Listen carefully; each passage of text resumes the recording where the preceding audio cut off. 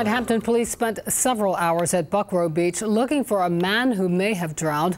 Several viewers called us to let us know about the search efforts going on and also sent us pictures of the scene. One witness tells us he saw a man go into the water around 7:30, but the man never came back out. Hampton police, firefighters, and the Coast Guard worked together to search for the man. Police say they called off recovery efforts about an hour ago. No word on whether they plan to resume the search tomorrow. Someone shot two women in a Zaxby's parking lot this afternoon in Hampton. Tonight, police are looking for the suspect or suspects who ran away after the shots were fired on Todd's Lane near Mercury Boulevard. Both women should survive their injuries. Robert Boyd has the story.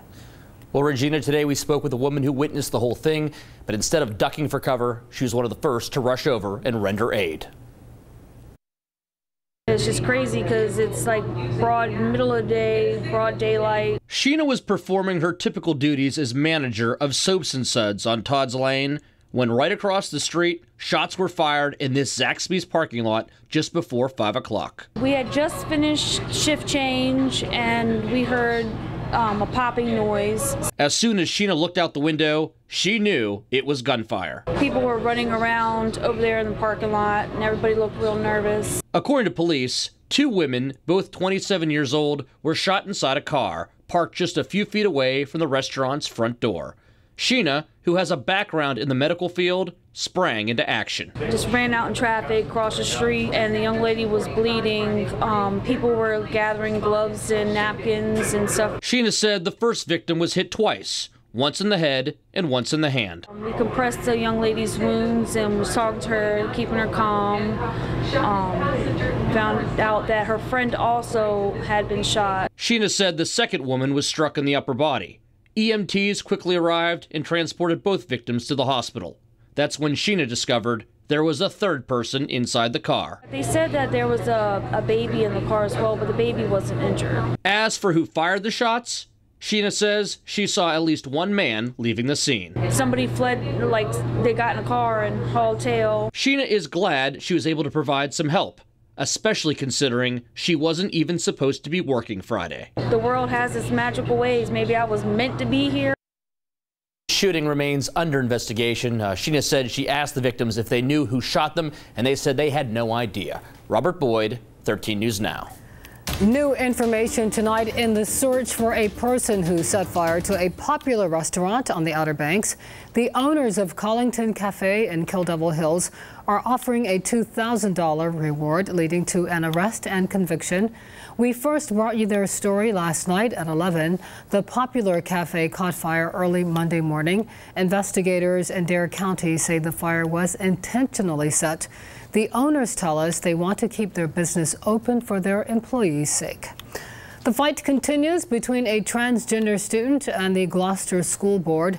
The board is still fighting for its bathroom ban. Today, the school board filed a motion asking to appeal a judge's latest ruling.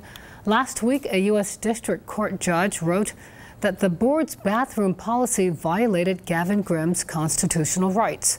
The school board does not allow Grimm to use the boys' bathroom.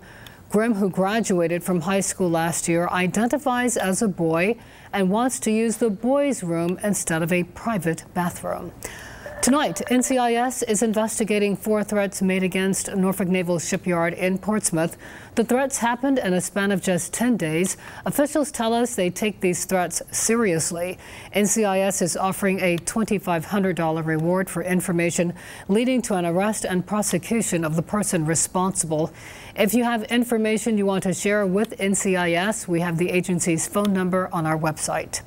A shocking story tonight about a man who is running for Congress in Northern Virginia. Nathan Larson advocates pedophilia, white supremacy, and rape. He also served 16 months in prison for threatening to kill the president. Reporter Tim Barber called Larson to try to get some clarification on these disturbing viewpoints. Nathan Larson wants to be in Congress, and he says it's okay for men to have sex with kids. So we started our phone interview with a simple yes or no question. Have you had sex with somebody under the age of 18? No, but I mean, I might not tell you if I had either. The 37-year-old accountant says he's running as an independent for the 10th congressional seat in Northern Virginia. Like, if it's in the context of a marriage, then I think it's usually fine. I mean, because... Even if you're 10? Yeah, I mean, I think it would be fine. Probably.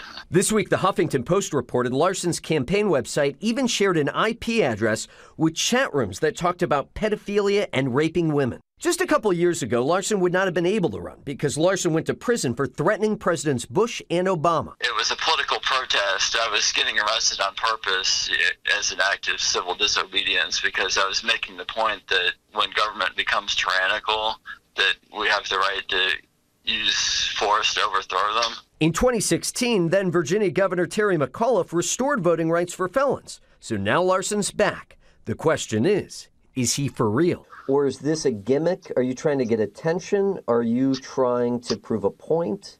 What's the point of all this? Yeah, it's a mix. I mean, a lot of politics is about rhetoric. Larson's viewpoints on sex and gender are also raising eyebrows. An article in USA Today quotes him as saying women should be treated as sex slaves and baby factories. He also ran for a seat in the House of Delegates. He is only allowed to run for office because former Governor Terry McAuliffe restored voting rights to former felons. Is there a double standard going on? That is what President Trump tweeted this morning, condemning TBS and Time Warner for not firing Samantha Bee. The TV host used a vulgar female slur to describe Ivanka Trump, then used more foul language during an on-air show. Put on something tight and low-cut and tell your father to stop it. Samantha Bee tweeted an apology saying she crossed the line. TBS released a statement saying the apology was the right action and that those words should not have aired, but no word on any action against the show host.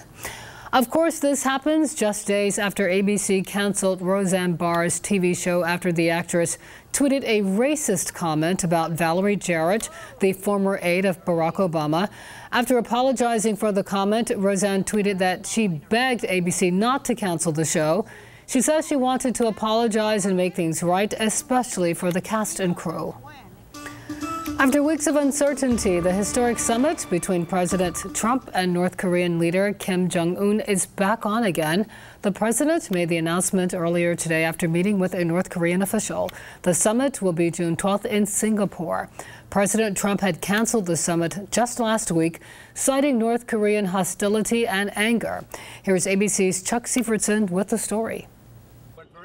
President Trump announcing Friday afternoon that the summit with Kim Jong-un is back on. We're going to be June 12th. We'll be in Singapore. The announcement coming after North Korea officials arrived at the White House to hand deliver a letter to the president from the North Korean leader. But it turned into more than just a letter delivery. Getting to know you meeting plus. Kim Jong-un's top advisor and former North Korean spy chief Kim Yong-chol in the Oval Office for over an hour. Secretary of State Mike Pompeo and Chief of Staff John Kelly also spotted in the meeting. The letter inspected by U.S. officials before it was given to the president. It was a very interesting letter, and at some point it may be appropriate, and maybe I'll be able to give it to you. Maybe you'll be able to see it. But a few minutes later, he said this. I haven't opened it. I didn't open it in front of the director. I said, would you want me to open it? He said, you can read it later. I may be in for a big surprise, folks. Officials later confirming the president has since read the letter. With the summit officially back on, the president is trying to temper expectations. We're not going to go in and sign something on June 12th. We never were. We're going to start a process.